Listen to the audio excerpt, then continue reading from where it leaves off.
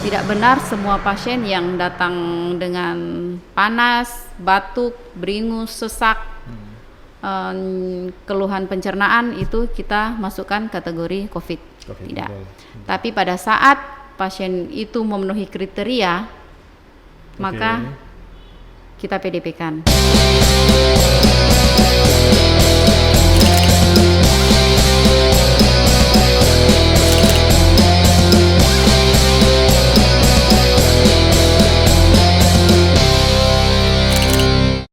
Torang baku dapa, torang bercerita. Assalamualaikum Dokter Eka. Ibu dokter ya lebih tepatnya ya. Ya. Waalaikumsalam Bapak. Santai Bu, ini torang ya seperti tadi kita bilang torang baku dapa, torang bercerita. Ya. Ini tamu istimewa di BMR Channel, di podcastnya kita. Apa kabar Ibu dokter? Alhamdulillah sehat. Sehat ya? Di situasi yang banyak penyakit, dokter tetap bertahan dengan sehat. Berarti mesti mau belajar Pak Dokter ini bagaimana caranya sehat. Iya, gimana kabar ini? Sibuk-sibuk ini. Mohon maaf ini ini minta maaf ke pasien-pasien ini. Untuk malam ini kan dokter tidak praktek kebetulan, makanya orang pilih. Kebetulan tidak praktek. Ya, orang pilih dokter orang ngobrol di sini dulu. Ya, bagaimana ini perkembangan sekarang? Apa kabarnya dulu? Masih seperti biasanya sih dengan kegiatan-kegiatan yang di rumah sakit, ya, tempat praktek, di rumah, seperti biasanya. Jadi belum ada yang spesial. Jadi sekarang Ibu dokter sibuk selain praktek umum juga direktur rumah sakit. Kebetulan. Berapa lama dokter direktur nih, Ibu direktur? Baru sekitar 2 bulan ya. 2 bulan. 2 bulan iya. Ini luar biasa karena Ibu dokter diangkat menjadi direktur di Rumah Sakit Umum Daerah Pebundayan namanya. Pebundayan di tengah-tengah krisis kesehatan ini, terutama masa pandemi COVID-19. Nah, bagaimana menghadapi itu? Awalnya sih kaget sekaligus apa ya? Ini betulan nggak sih sebenarnya begitu? Antara percaya dan tidak. Karena saya sendiri tidak punya basic untuk struktural ya. Saya selama ini lebih fokus ke fungsional. Fungsional itu yang pelayanan terhadap pasien, kemudian tiba-tiba dipercayakan oleh pemerintah Kota Tumbagu sebagai Kepala Bidang Pelayanan Medis RSKK. Kemudian juga tiba-tiba juga dalam jangka waktu sekitar 3-4 bulan diangkat sebagai Direktur SKK. Pas di era pandemi pula. Nah, di saat itu waktu dikabari akan jadi direktur di rumah sakit, perasaannya bagaimana? Karena memang ini orang-orang aja begitu khawatir dengan kondisi situasi. Apa karena memang suka tantangan atau? Sebenarnya kalau untuk kekhawatiran memang ada, cuma kan sebelum diangkat jadi direktur juga karena sudah beberapa bulan belajar tentang pelayanan medis dan kebetulan juga pada saat itu juga dipercayakan sebagai ketua COVID. Oh sempat. Iya, ketua COVID. Jadi ketua COVID itu ketua tim gugus. Ketua tim COVID rumah sakit. Oh, lain lagi juga. Ya. Kalau gugus tugas itu adanya di Pemkot kan. Jadi mulai dari kepala-kepala dinas sampai ke lini bawah, paling bawah. Kemudian kalau kita di rumah sakit juga punya tim. Jadi siapa yang sama seperti sama istilahnya ininya seperti gugus tugas di dalam rumah sakit internal. Jadi kita punya tim di situ. Seperti struktur yang seperti biasanya, ketua, sekretaris, segala macam. Kemudian di situ ada pelayanan, bidang pelayanan, sampai security, CS juga masuk. Jadi memang tantangan sih. Hanya kalau misalnya ini tinggal melanjutkan saja, cuma tanggung jawabnya jadi berubah. Jadi pada saat dilantik jadi direktur, otomatis kita harus melepaskan posisi itu. diserahkan ke orang lain. Oke. Berarti kan kurang lebih tugas yang tadi sebagai ketua juga dibawa juga pada akhirnya kan tetap juga di posisi di pucuk lah gitu. Iya, membawahi sebagai itu penanggung juga. jawabnya. Oke. Dan itu jadi lebih besar lingkupnya. Oke. Ya, jadi di posisi sebagai direktur juga kan tetap membawahi tim itu ya. Oke. Terus hari ini ada yang menangani khusus juga, tetap berjalan. Tetap berjalan. Jadi sudah terschedule dari awal. Oke. Nah, di rumah sakit sendiri bagaimana? Beda suasana kan kemarin bertugas kemudian pulang rumah ke tempat praktek. Iya. Nah, sekarang lebih banyak di rumah sakit tentu. Ya, jadi lebih disibukkan karena tanggung jawab jadi lebih besar. Oke. Sebelumnya kan kita hanya memikirkan pelayanan selesai, pulang, praktek pribadi. Jadi istilahnya lingkup tanggung jawab kita hanya kecil. Ya. Tapi pada saat sekarang ini dia hampir semua hal yang mengenai rumah sakit harus dipikirkan. Harus diurusi. Ya, harus diurusi. Betul-betul sibuk. Otomatis kan waktu dengan keluarga sedikit berkurang. Ya, betul. Waktu dengan teman-teman juga berkurang. Jadi berkurang. Nah, di rumah sakit itu ini rame nih rumah sakit nih belakangan. Karena tentu ada pasien yang istilahnya sakit normal, normal sih, sakit umum lah. Sakit umum ditambah juga sekarang ada ruang karantina dan lain sebagainya. Gitu. Bagaimana menata itu? Karena banyak juga masyarakat yang khawatir nih ke rumah sakit ini jangan sampai di ICU atau di mana nih bagian depan nih yang UGD. Di UGD itu bercampur kan nggak tahu ini orang baru datang apa dia COVID atau bukan. Oh iya. Dari awal ditetapkan bahwa kita masuk era pandemi, jadi RSKK sudah mulai berbenah. Walaupun pada saat itu ruangan isolasi kita istilahnya belum terstandar untuk sebagai ruangan isolasi COVID. Tapi mau nggak mau karena penunjukan dari pemerintah pusat, rumah sakit KK sebagai rumah sakit rujukan kementerian, salah satunya.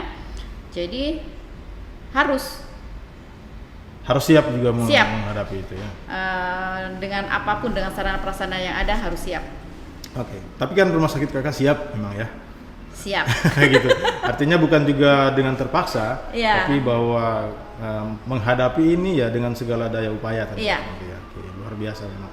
Nah, pasukan tempur yang di rumah sakit nih gimana? Berapa banyak nih pasukannya? Kalau untuk yang keseluruhan sih sekitar 500-an. Banyak juga? 500-an itu mulai dari tenaga medis, non medis, sampai yang security itu sudah masuk 500-an lebih. 500-an lebih. Yang menangani khusus untuk COVID berapa? Yang menangani khusus untuk COVID sekitar 100-an. Itu sudah termasuk tim klinik service semua. Nah, jadi dorang di penempatannya juga khusus? Iya, penempatannya khusus. Tidak bisa dicampur. Nggak pulang-pulang juga? Pulang, tetap pulang ya? Nah, karena kan kita menjalankan protokol kesehatan. Oh, jadi walaupun pulang rumah, protokol tetap jalan. Oke, begitu. Jadi setiap saat juga teman-teman yang khusus itu standby gitu. Iya, terjadwal. Nah, dia pakai sistem shift atau? Sistem shift. Berapa orang shiftnya tuh? Kalau atau tergantung pasien? Enggak.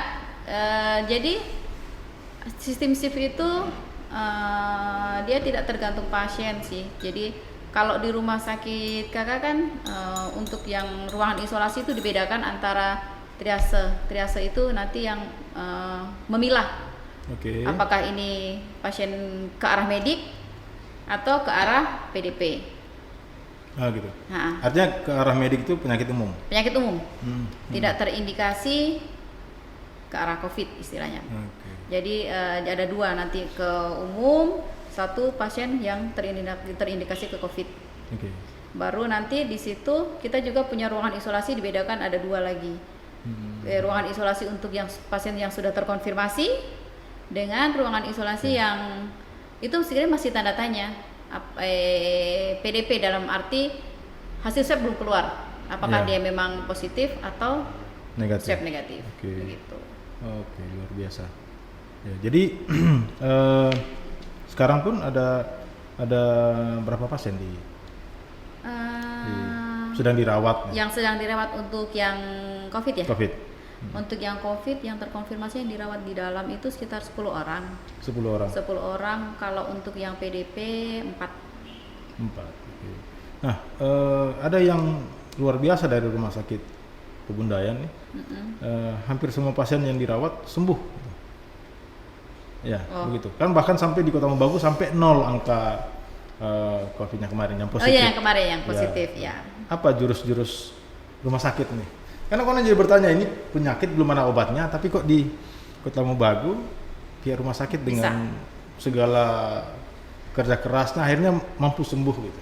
Iya, sebenarnya kalau untuk itu dikategorikan sembuh, kenapa pasien kita bisa keluar negatif terus sehat, itu kita bersyukur pada saat kita temukan fisik mereka bagus, komorbidnya kecil, jadi langsung kita karantina. Jadi cepat gerak cepat ya, penanganannya cepat. Apa saja yang yang dikonsumsi pasien ini, vitamin atau apa? Kalau untuk pasien di dalam, salah satunya juga ada vitamin. Selain kita ini makanan, kemudian ada antivirus kita berikan. Antivirus itu bantuan dari kementerian lewat dinas provinsi. Kemudian kalau misalnya dia punya keluhan atau penyakit bawaan, kita berikan terapinya. Jadi memang kalau nggak salah sekitar 2 bulan lalu atau 2 bulan lalu itu memang sembuh semua. Iya, sudah alhamdulillah. Pulang rumah semua. Gitu. Nah ini balik lagi ada berapa? 10 pasien sekarang. Iya, 10 pasien. Mudah-mudahan juga. Mudah-mudahan. Tapi perkembangan yang terakhir? Perkembangan yang terakhir dari klinis dan pemeriksaan penunjang lainnya itu mengarah ke kebaikan. Mulai membaik. Iya. Insya Allah. Orang sama-sama berdoa. Ini sekarang tinggal menunggu hasil swab. Jadi konon juga di sana di Makassar ya, di Jakarta swabnya. Untuk sekarang sudah di Manado. Oh, sudah di Manado? Iya. Ya, konon juga banyak yang antri, ada ribuan. Juga ya nanti. Mudah-mudahan tidak bertambah juga di Kota Mobagu. Dengan polesan tangan dingin Dr. Eka, mudah-mudahan. Dan tim ya. Ya. Tim tetap ada ya. Tetap. Ya. Ya, ini soal rumah sakit. Ini di luar daerah, tidak di Kota Mobagu, di luar daerah ada di sana gitu. Banyak ribu-ribu soal rumah sakit ini. Prosedur pelayanan COVID dari awal sampai kemudian entah dia sembuh atau dia meninggal, seperti apa sih protapnya? Mungkin dokter boleh sedikit menjelaskan. Iya. Mulai dari pasiennya. Mulai dari pasien masuk ya? Ya, terkonfirmasi bahwa entah dia kan harus terkonfirmasi dulu baru masuk rumah sakit atau? Oh tidak. Tidak ya. Ketika dia mulai dirawat saja, itu langsung Nah, mungkin dokter boleh. Memang ini jadi masalah klasik ya kalau di masyarakat, seperti banyak yang bilang nggak kemana-mana, bukan COVID. Ya. Tiba-tiba dirawat. Iya, tiba-tiba dirawat dijadikan PDP begitu. Jadi semua pasien atau semua orang yang mengakses rumah sakit harusnya mereka punya form screening namanya. Jadi dari screening itu kita lihat keluhannya apa. Keluhan kalau mengarah ke arah COVID kita pisahkan. Jadi pada saat kita dapati keluhan itu mengarah ke COVID, kita pisahkan, jadi kita tetapkan dia sebagai pasien PDP. Nah, di PDP itu nanti kita ada pemeriksaan lanjutan, jadi tidak semerta-merta datang batuk beringus, panas, sesak, segala macam langsung COVID, begitu enggak. Jadi pada saat keluhan itu semua muncul Pak pasien, kita lakukan pemeriksaan lanjutan. Jadi tidak benar orang sakit flu datang periksa rumah sakit langsung di karantina macam-macam. Oh tidak. Tidak ya. Karena ada ketakutan seperti ada. itu. Jadi ini meluruskan. Jadi anggapan masyarakat tidak benar semua pasien yang datang dengan panas, batuk, beringus, sesak, keluhan pencernaan itu kita masukkan kategori COVID. Tidak. Tapi pada saat pasien itu memenuhi kriteria, maka kita PDP-kan. Kita PDP-kan sampai menyatakan bahwa pasien itu bukan PDP. Berdasarkan hasil pemeriksaan. Ya, berdasarkan hasil pemeriksaan. Kita foto, baru rapid ya. Kalau yang di UGD kita rapid, pada saat dia reaktif, maka secara tidak langsung dia menjadi pasien PDP. Oh, itu yang dikhawatirkan barangkali. Ya. Karena kan ya ini informasi sudah sangat terbuka bahwa rapid itu juga bisa membaca dia bisa reaktif. Karena ada beberapa penyakit lain juga yang non COVID gitu loh. Ya. Oke, barangkali. Dan jangan salah, ada beberapa pasien juga pada saat kita rapid non reaktif, tapi pada saat swab positif. Ya. Oh, itu yang OTG, orang tanpa gejala atau apa namanya. Bisa juga orang tanpa gejala, bisa juga orang dengan komorbid. Komorbid. Ini sulit juga bahasa dokter ini. Apa itu komorbid? Komorbid itu pada saat pasien punya resiko yang menyebabkan meningkatnya resiko untuk ke arah kematian. Itu komorbid. Berpotensi. Ya. Berpotensi. Menyesal tidak sekolah dokter kita. Ya, lanjut dok. Jadi tadi itu masyarakat tidak usah khawatir karena memang ada prosedur yang berlaku. Jadi tidak semerta-merta ketika datang langsung gitu macam-macam lah soal COVID. Nah lanjut soal kemudian prosedur lainnya setelah itu apa? Biasanya kita lakukan pemeriksaan foto. Jadi nanti di situ kita ketahui bahwa pasien ini punya istilahnya kalau seperti kita ada infeksi paru. Infeksi paru dalam hal ini pneumonia. Pneumonia itu kan ada beberapa kategori. Jadi pada saat pasien dengan keluhan yang spesifik COVID dengan pemeriksaan radiologi yang mengarah ke pneumonia atau sejenisnya dengan rapid test yang reaktif, maka secara otomatis dia akan kita PDP-kan untuk dirawat di ruangan isolasi COVID. Dan nanti kita akan melakukan pemeriksaan lanjutan dengan terapi. Ada terapi juga? Iya, tetap. Terapinya seperti apa? Seperti yang tadi dibilang, Bu. Vitamin, sesuai dengan keluhan, semuanya. Nah, kalau dia punya penyakit penyerta atau penyakit bawaan lain, kita obati penyakitnya juga. Secara umum juga ditangani? Iya, tetap ditangani. Jadi itu totalitas, jadi tidak setengah-setengah. Capek juga jadi dokter. Nah kemudian ada prosedur lain juga. Setelah dia terkonfirmasi bahwa dia COVID, hasil swab juga berkali-kali kemudian dia positif. Nah apa yang dilakukan pihak rumah sakit sampai kemudian kayak contoh kemarin ada yang sembuh atau ada yang meninggal, apa yang mesti dilakukan? Untuk yang sudah terkonfirmasi positif, kita pindahkan ruangan. Jadi kita punya 2 ruangan isolasi untuk pasien yang terkonfirmasi. Kalau pada saat sudah kita terima hasil dengan konfirmasi positif, kita pisah. Nanti di ruangan yang terkonfirmasi positif juga kita pisah. Pisahnya itu ada yang dengan hasil atau klinis yang cenderung lebih berat. Dengan ada yang nanti terkonfirmasi positif tapi foto dan keluhan tidak ada, jadi itu tidak bisa dicampur. Dipisahkan memang? Dipisahkan di ruangan, jadi tidak campur. Mengantisipasi, jangan-jangan nanti dia ini sudah sembuh, ternyata dia masih ini terjangkit lagi. Nah, kemudian ketika hasil konfirmasinya, hasil swabnya kemudian negatif, itu ada jarak berapa lama kemudian dinyatakan bebas gitu loh dalam tanda kutip? Iya. Kalau untuk yang swab follow up swab follow up. Jadi 7 hari setelah dinyatakan terkonfirmasi positif pada saat sudah dikarantina, kita follow up hasil swab.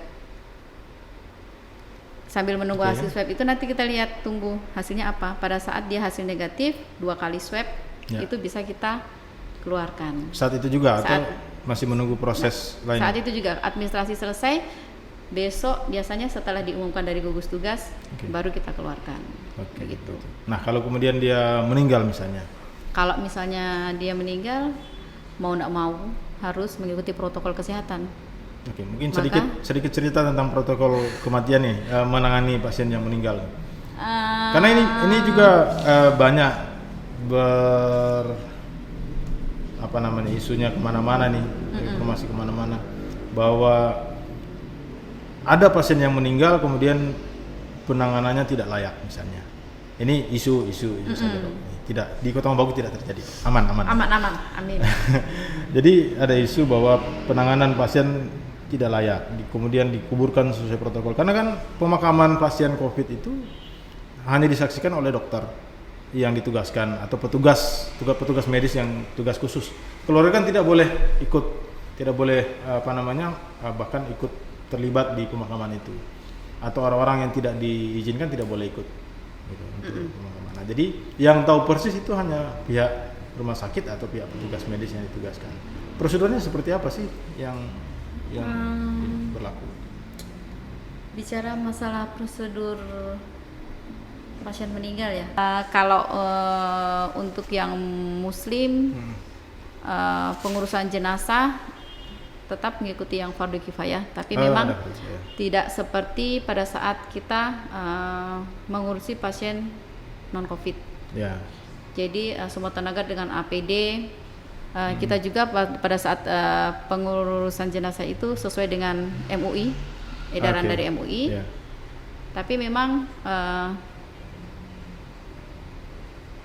apa ya istilahnya, kita punya step by step yang kita nggak bisa hanya di kain kafan saja. Jadi untuk safety-nya ada istilahnya, kita punya lapisan lain lah istilahnya. Sampai untuk kantong jenazahnya baru kita petikan. Jadi tidak bisa dikeluarkan dan tidak bisa dibuka. Yang muslim tentu sesuai dengan kemudian yang muslim, non-muslim yang non-muslim juga ada tata cara juga. Cara. Jadi tidak sembarang juga menangani. Tidak sembarang. Karena itu juga kan jadi beban buat kita. Betul. Ya, ini ada yang menarik ini. Ini sering jadi perbincangan di mana-mana. Masyarakat selalu bertanya dan entah siapa yang akan menjawab. Nah, ini kesempatan. Ini soal anggaran COVID.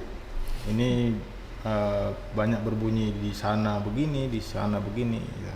Ada yang bilang memang ini anggaran besar. Kemudian rumah sakit juga, pihak rumah sakit maupun yang menangani COVID ini memang ini maunya, mumpung ada anggaran besar dan lain sebagainya.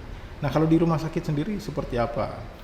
Penataan budget biaya untuk penanganan COVID. Dia tersendiri kan dari operasional yang lain. Iya. Ya, seperti apa mungkin dia? Kalau untuk anggaran memang untuk penanganan COVID ini memang kita perlu anggaran yang besar.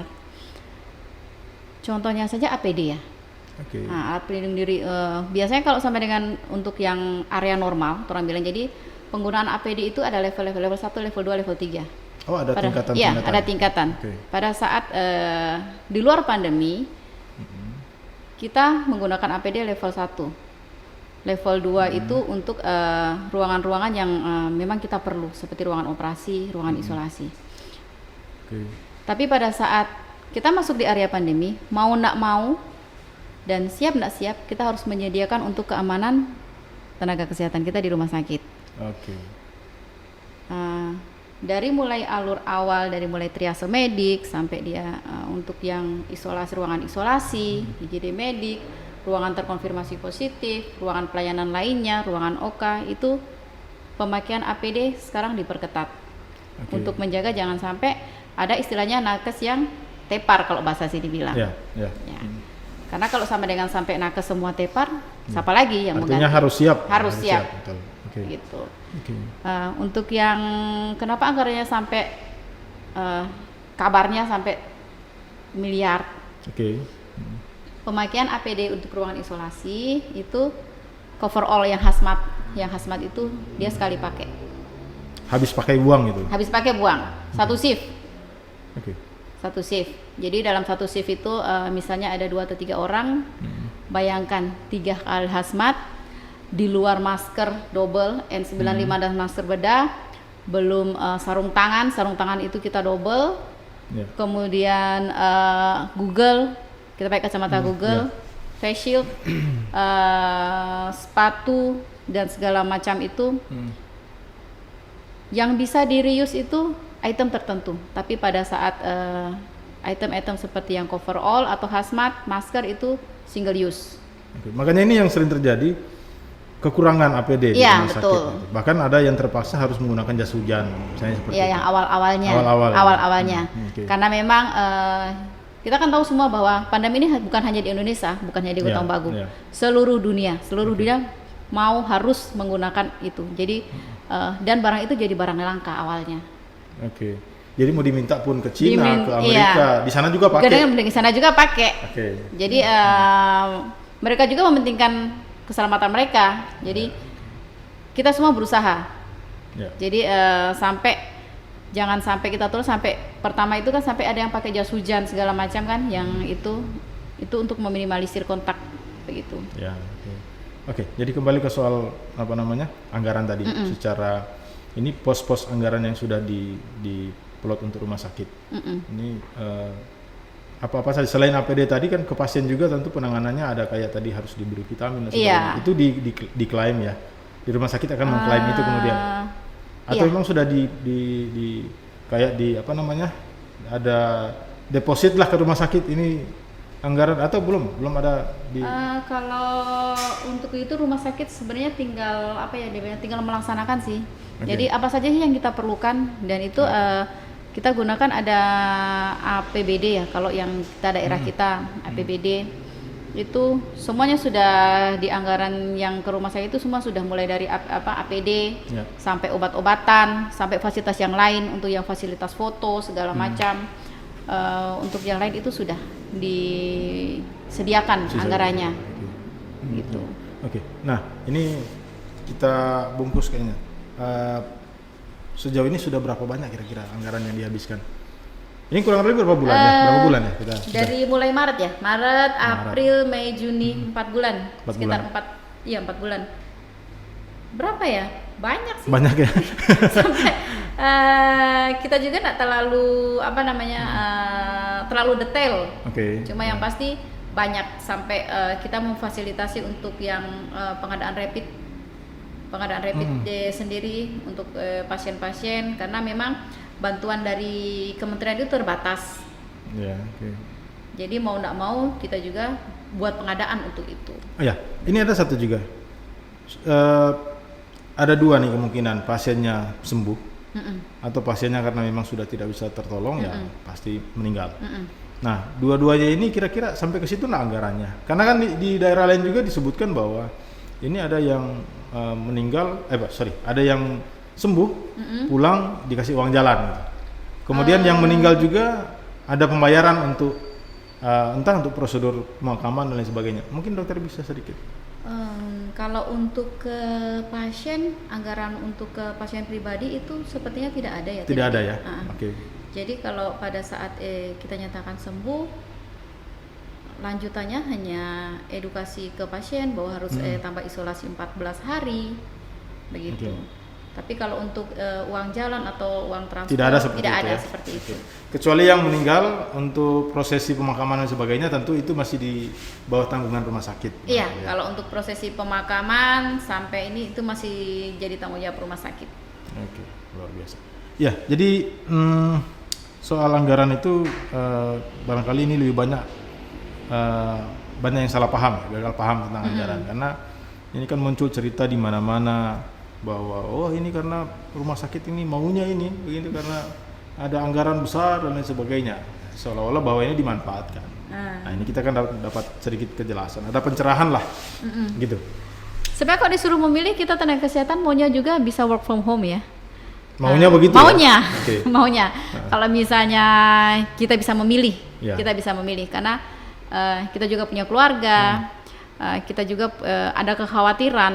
Betul. Bahwa jangan-jangan nanti ada yang kita bisa meluarkan itu ke keluarga kita di rumah. Betul.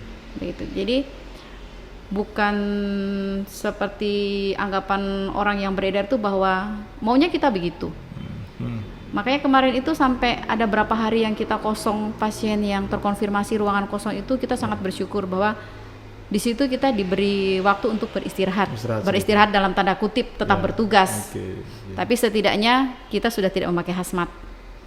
Dan itu sedikit lega lah gitu. Sedikit lega karena pemakaian hazmat itu menyiksa bagi kami. Nah, berarti begini juga ada anggapan soal meskipun tetap ada hasil pemeriksaan dari lab dan lain sebagainya, kan tetap sasaran tembaknya rumah sakit. Iya. Ini orang kok cuma sakit kukehe, sakit apa gitu, cuma sakit kepala tiba-tiba bilang ini bagian begini karena mau cari doi gitu. Nah, itu. Ini banyak yang mumpung itu kalau ada yang sakit kata ada DP anggaran dan sebagainya gitu. Kalau untuk terlalu egois sebenarnya kalau sama dengan menuduh kita tenaga kesehatan mengkomersilkan pasien. Ya, mengkomersilkan. Ya, mengkomersilkan pasien. Kita juga sebenarnya tidak mau dalam posisi itu. Ya. Tapi mau tidak mau untuk yang dalam posisi kita pandemi, kita harus laksanakan protokol kesehatan tersebut. Betul. Begitu. Banyak juga kan kita bersyukur di daerah Kota Mobagu ya, apalagi terutama Bolmoraya, belum ada tenaga kesehatan yang meninggal. Dan mudah-mudahan kami berdoa tidak akan sampai terjadi seperti yang di daerah lain. Sampai berapa dokter, berapa perawat yang sempat diberitakan, yang tidak diberitakan pasti juga lebih. Nah begini dok, ini kaitannya juga dengan soal bagaimana menetapkan status pasien. Tentu tidak sembarang, kan tadi juga panjang cerita sudah terjawab sebenarnya, ada beberapa yang terjawab. Nah, bagaimana sih pasien itu seharusnya atau masyarakat umum yang ketika merasa ada sakit, entah itu sakit apa, belum tentu juga kan dia COVID. Iya. Nah, menyikapi sakitnya itu harus seperti apa? Kan dokter juga sebagai dokter umum, kemudian juga bertugas di rumah sakit nih. Ada enggak saran untuk masyarakat ketika dia mulai merasa ada kurang sehat nih? Gitu. Saran dari dokter seperti apa? Biar masyarakat juga tidak khawatir dia mau ke dokter dia takut, jangan dokter bilang dia COVID dan lain sebagainya. Kalau saran untuk masyarakat yang pasti di era ini seperti yang sering didengung-dengungkan bahwa protokol kesehatan itu sangat penting. Protokol kesehatan. Pada saat kita disiplin menjalankan protokol kesehatan, kita menjaga imun kita, kemudian kita mengikuti pokoknya disiplin protokol itu mudah-mudahan tidak akan terkena. Cuma kenyataannya kan tidak begitu di lapangan. Begitu. Jadi lebih ke diri masing-masing sih kalau sekarang, apalagi sekarang masuki new normal kan katanya. New normal. Jadi ikutilah disiplin protokol kesehatan itu. Karena potensi terkena lebih besar. Apalagi sekarang Kota Mobagu sebenarnya sudah masuk transmisi lokal. Iya, betul. Jadi harus ekstra hati-hati. Harus ekstra hati-hati. Jadi enggak nanti ada orang dari luar, terkontak dari orang dari luar, baru kita bisa tertular. Tapi pada saat kita punya orang-orang yang rentan di dalam rumah, kita beraktivitas di luar, kita harus jalankan protokol itu supaya kita tidak membahayakan yang di dalam, karena kita tidak tahu. Saya juga sebenarnya tidak percaya Anda. Iya betul. Iya, hati-hati loh. Hati-hati. Kita pernah dokter marah loh karena enggak pakai masker. Cuma heran juga sekarang dokter enggak marah, apa karena memang ya enggak apa-apa lah. Kita pikir kehati-hatian itu kembali ke diri masing-masing gitu. Tidak harus dipaksakan. Ya kalau dia terkena ya salah sendiri, seperti itu barangkali. Sebisanya jangan, karena itu akan menyulitkan kami di rumah sakit. Iya betul. Nah, kembali ke tadi. Jadi masyarakat kan sebenarnya tidak perlu khawatir dengan diagnosa dokter, baik di dokter umum maupun di rumah sakit. Artinya ini aman-aman saja. Kalau memang tidak ada COVID, ya tentu pihak rumah sakit tidak akan memaksakan. Iya, betul. Seperti itu. Di dokter umum juga seperti itu. Kan? Nah, ya kita pikir mungkin dokter sedikit butuh menegaskan lagi nih biar masyarakat betul-betul yakin bahwa tenang Jo, enggak apa-apa. Karena ada 1-2 orang bahkan keluarga sempat bilang kurang sehat mau pergi dokter, lebih baik pergi pak tukang urut Jo misalnya atau pergi pak ini Jo, karena khawatir mau ke dokter karena bisa saja seperti itu katanya. Gitu. Kalau itu sih apa ya? Yang pasti untuk yang masyarakat awam tidaknya pada saat Anda mempunyai gejala yang spesifik, gejala gangguan pernafasan, gangguan pencernaan tanpa komorbid ataupun dengan komorbid, sebaiknya segera memeriksakan. Akan sangat membantu pada saat misalnya dalam tanda kutip kita terlacak lebih awal, terdiagnosa lebih awal menderita virus ini, jangan sampai masuk sudah dalam keadaan yang dalam tanda kutip juga kita sudah tidak bisa. Jangan nanti kalau pakai stadium dia stadium 4 baru terang. Seperti itu. Ya. Oke, jadi lebih cepat lebih baik sebenarnya. Iya, sebenarnya lebih cepat lebih baik. Oke, nah kalau soal rumah sakit, masyarakat tidak perlu khawatir sebenarnya rumah sakit betul. Seperti itu ya. Jadi belum tentu juga rumah sakit bilang begitu sampai belum periksa langsung karantina, kan tidak seperti itu. Nah. Tidak semudah itu. Tidak semudah itu. Oke. Ya, ini terakhir Dok. Menjelang new normal. Ini orang semua beraktivitas lagi seperti biasa. Sayangnya di situasi yang berbeda. Nah, sebagai dokter, kira-kira ada pesan-pesan khusus enggak untuk masyarakat menjelang new normal ini? Sebenarnya kalau untuk yang penerapan ke new normal sebenarnya standar ya. Patuhi saja protokol kesehatan, physical distancing, wajib masker, hand hygiene kan, cuci tangan, jaga imun.